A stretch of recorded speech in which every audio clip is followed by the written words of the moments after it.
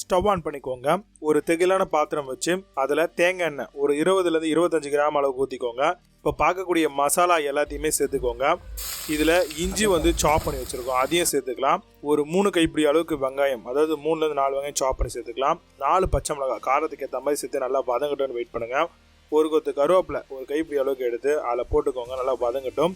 இப்போ ஒரு கைப்பிடி அளவுக்கு கேரட்டை சாப் பண்ணி வச்சுருக்கோம், உருளைக்கிழங்கு சாப் பண்ணி வச்சுருக்கோம், பீன்ஸை சாப் பண்ணி வச்சுருக்கோம். எல்லாத்தையுமே ஆட் பண்ணி நல்லா வதங்கட்டும்னு வெயிட் பண்ணலாம். காய் வதங்கின உடனே நம்ம சிக்கன் இதில் 1/2 கிலோ அளவுக்கு போட்டிருக்கோம்.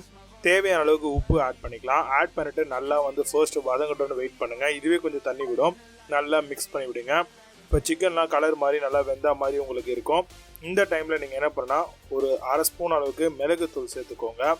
சேர்த்துட்டு நல்லா மிக்ஸ் பண்ணி விடுங்க. இப்போது நம்ம தண்ணியாக இருக்கக்கூடிய தேங்காய் பாலை ஃபர்ஸ்ட்டு ஊற்றிக்கலாம். கொஞ்சமாக தண்ணியும் சேர்த்துக்கலாம். இப்போது இதை நல்லா கொதிக்க விடணுங்க. நல்லா மிக்ஸ் பண்ணிவிட்டு கொதிக்க விடுங்க.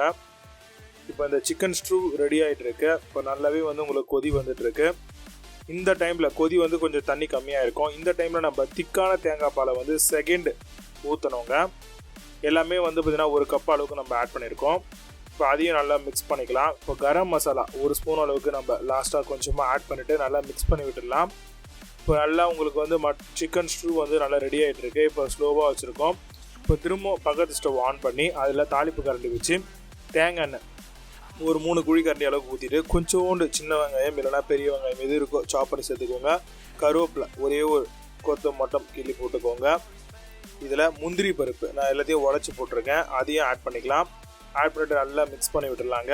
இப்போ நல்லா பார்த்திங்கன்னா உங்களுக்கு ப்ரௌனிஷ் கலரில் வரும். நல்லா வதங்கட்டும்னு வெயிட் பண்ணுங்கள். இப்போ வதக்கிடுச்சு. இப்போ இந்த ஒரு தாளிப்பை நம்ம சிக்கன் ஸ்டூவில் ஊற்றிடலாம். இதை ஊற்றிட்டோம் அப்படின்னா உங்களுக்கு பக்காவாக சிக்கன் ஸ்டூ ஆல்மோஸ்ட் ரெடி ஆகிடுச்சு. கொத்தமல்லி தழி சாப் பண்ணி வச்சுருக்கோம், அதையும் ஃபைனல் ஸ்டேஜை நம்ம ஆட் பண்ணிக்கலாம். ஆட் பண்ணிட்டோம் அப்படின்னா சூப்பரான சிக்கன் ஸ்டூ உங்களுக்கு பக்காவாக ரெடி ஆகிட்டே இருக்குது. இப்போ நீங்கள் ஸ்டவ் ஆஃப் பண்ணிக்கோங்க. நல்லா கொதி வந்த உடனே இப்போ நீங்கள் அழகாகவே இதை சர்வ் பண்ணலாம். சூப்பராக இருக்கும். டிஃபன் ஐட்டத்துக்கு பக்காவான சைட் டிஷ்.